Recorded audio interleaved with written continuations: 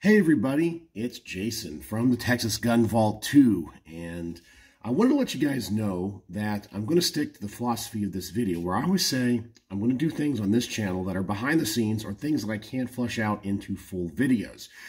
But I wanted to talk about the new pistol brace rule and the amnesty and the registration. Now, when all of this went down, of course, I was on my 2-week suspension from YouTube, so I couldn't make a video about that over there. And by the time my suspension was up, most of the information was already out there, so I would just be regurgitating what has already been said. But there's an aspect of what's going on that has not been talked about, but as of right now, I can't flesh it out into a full video. And it has to do with the amnesty registration of these AR-15 or AK-47 or whatever braced pistols. As you can see, I have a braced pistol right here. This is one that I built a long time ago. I would say I've probably owned this for, I don't know, 4 or 5 years. And it's really nothing special. It's an Anderson manufacturing lower receiver. Some people call them the poverty ponies. You guys know the expensive ones, of course, are Colts, but their logo is, I guess, a Mustang or something. And they're pretty good, mil-spec lower receivers. And I built this in 9mm, so it does have that little mag well in there to take a 9mm Colt-style modified Uzi magazine. Obviously, it has the SB Tactical A3 brace on it.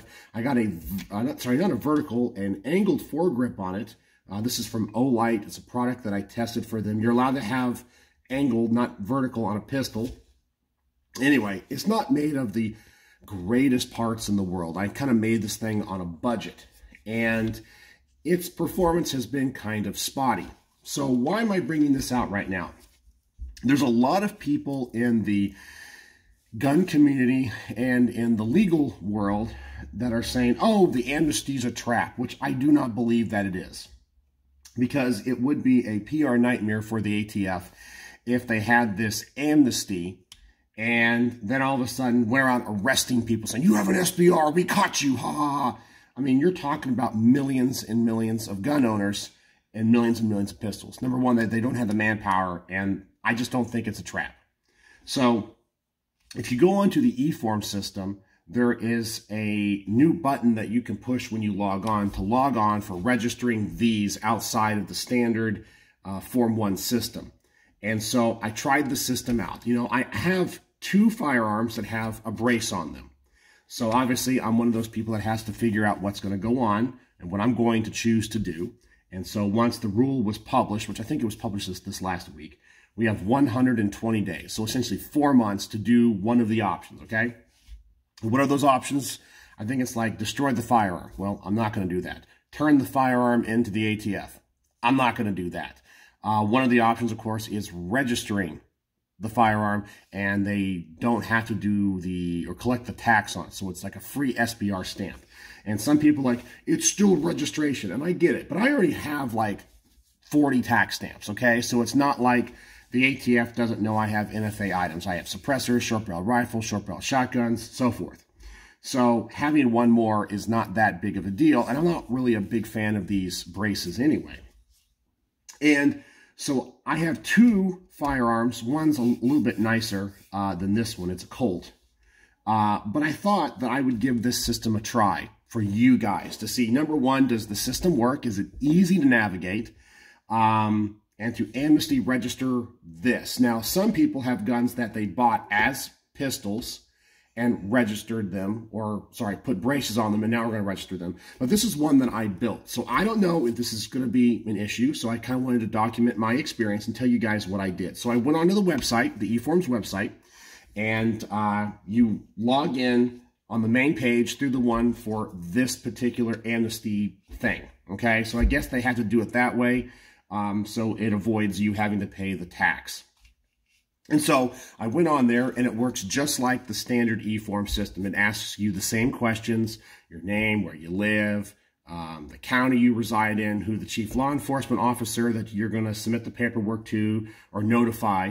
It asks you all the questions, you know, are you a felon? Are you, are a fugitive from justice? Do you use drugs? All that kind of stuff. So it's just like that. I uploaded my picture, that I've used for other, picture that was taken within the last 365 days. I even have my digital form of my fingerprints that I uploaded. Now, I have to say the system worked. I logged on a few days ago. I had no problems. It took all of my information. I didn't have problems uploading anything. The only thing that I did do is they said, well, they may ask you for pictures and so forth. But there's a section on there where you can upload documents, like if you're doing it through a trust, but also other things. So I took a picture of the engraving on the receiver, which has the serial number to show them that. And I also took a picture of the gun as it is right here. So to let them know it does have a pistol brace on it. So they probably, hopefully, will not have to contact me later. And I filled everything out like I normally do on a Form 1 to make an SBR.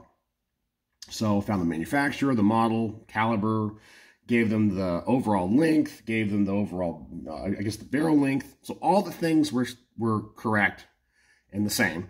And I pushed the submit button. And then in order for you to see your application, you have to go out of the portal and go back in under the usual portal where you would normally do the stuff that is taxed.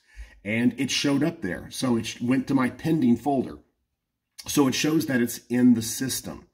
And right now I have, in the queue, I have 2 Form 1s. One that I submitted in December the 29th. I still have not gotten that. And as I'm filming this right now, I want to say it's January the 22nd. So we're not quite at a month. And tax paid Form 1s kind of seem to be coming in anywhere between 15 days and like 2 months, generally. There are some people that are longer than that. So I'm, not expecting to get that anytime soon. And I filled this out, I want to say on January the 17th or something. So we're going to see how long this takes. Now, is the system going to be flooded with these new Form 1s? Probably. But so far, I have not gotten any issues with it. I didn't have any problem logging on to the website, putting in the information. And by the way, sorry for my voice. I'm getting over a sinus thing. So some of my videos that I'm making right now are all going to have me with this raspy voice. But so far, I'm not having any issues. And because I don't know what's going to happen, how the form comes through, how it's processed, how long it takes, if they ask me for any other information, because I don't have any of that right now, it's not worthy of putting on the main channel because I don't have all the information. It would just be all speculative.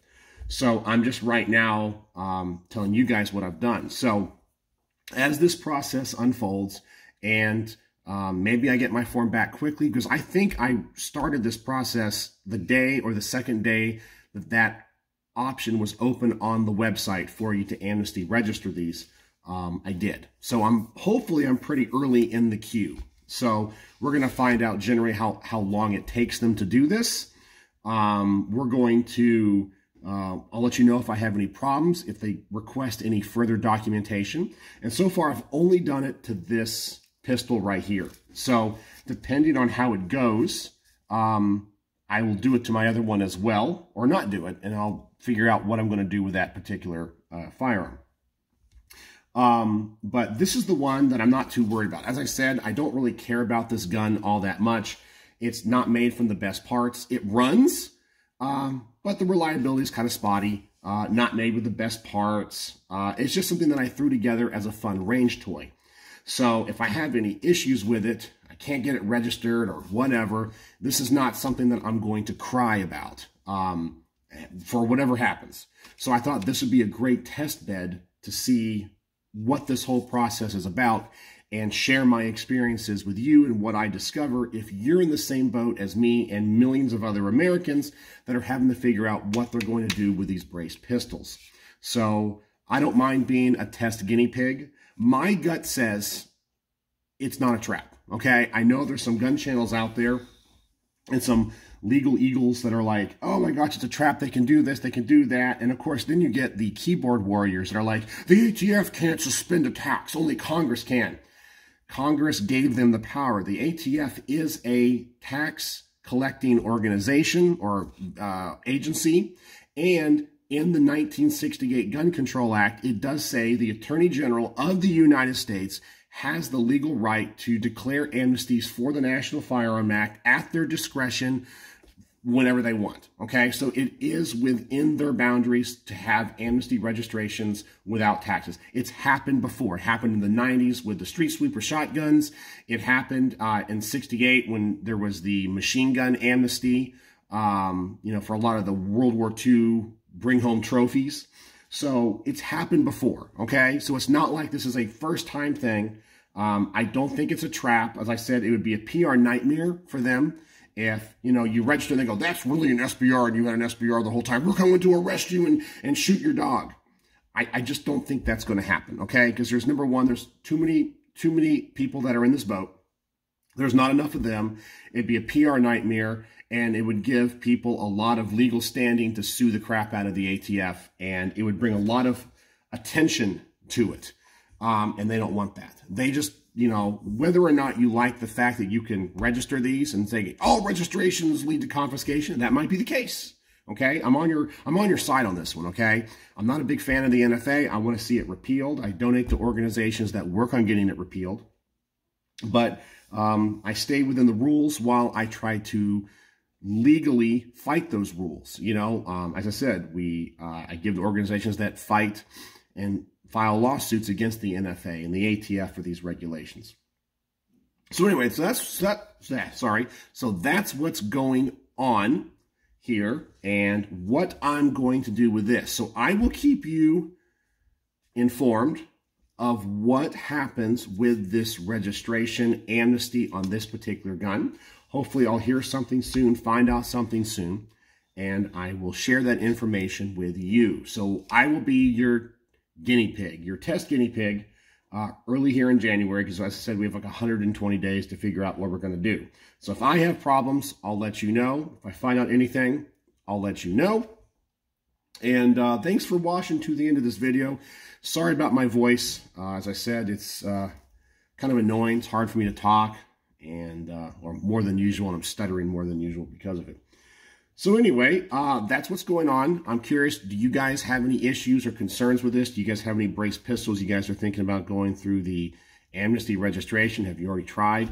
Let me know what you think in the comment section below and what you've done and what you guys all think. So, as always, thanks for watching.